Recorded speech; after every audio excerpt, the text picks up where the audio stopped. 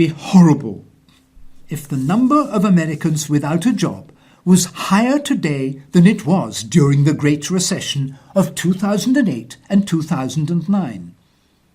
Well, that is actually true. As I'm about to explain, nearly 102 million Americans do not have a job right now, and at no point during the last recession did that number ever surpass the 100 million mark. Of course, the US population has grown a bit over the last decade, but the percentage of the population engaged in the labour force is only slightly above the depressingly low levels from the last recession. Sadly, the reality is that the rosy employment statistics you're getting from the mainstream media are manufactured using smoke and mirrors, and by the end of this segment you will understand what's really going on. Before we dig into the long-term trends, let's talk about what we just learnt.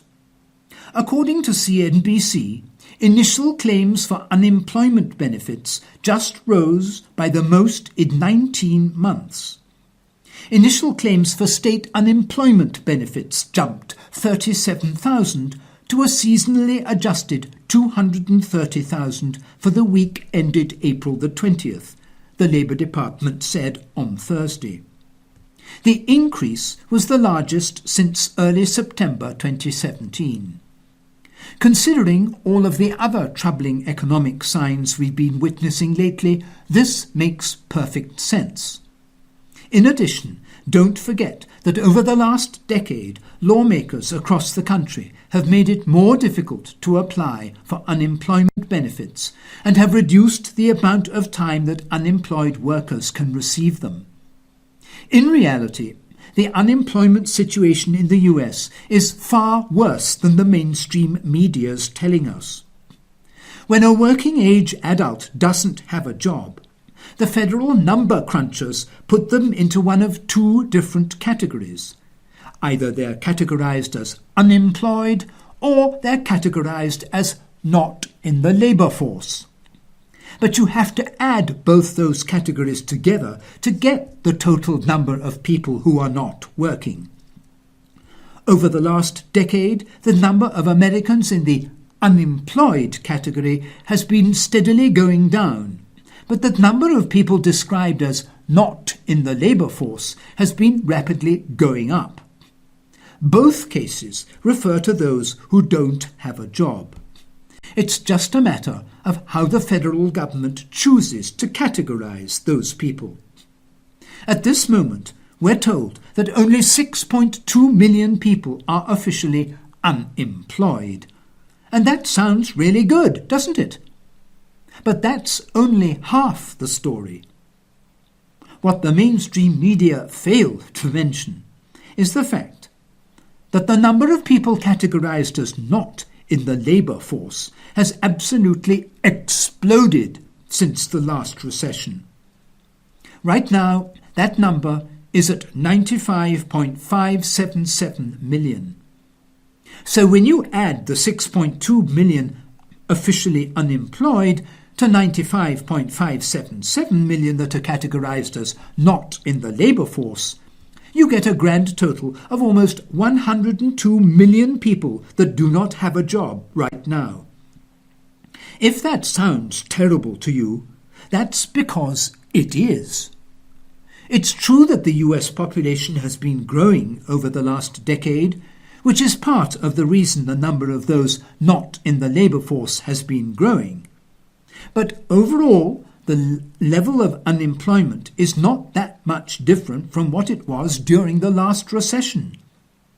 John Williams of shadowstats.com tracks what the real employment figure would be if honest numbers were being used.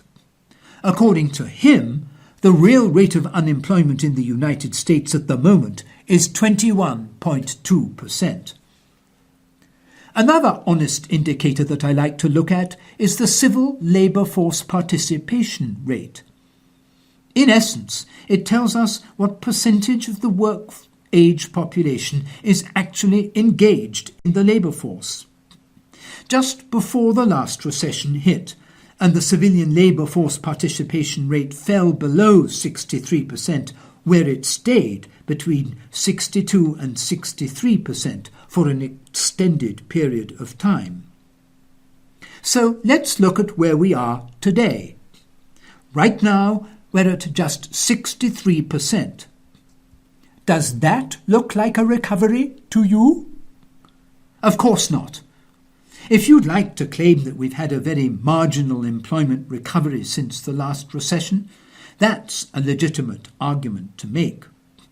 But anything beyond that is simply not being honest. Now, the US economy is rapidly slowing down again, and most people are completely and utterly unprepared for what lies ahead.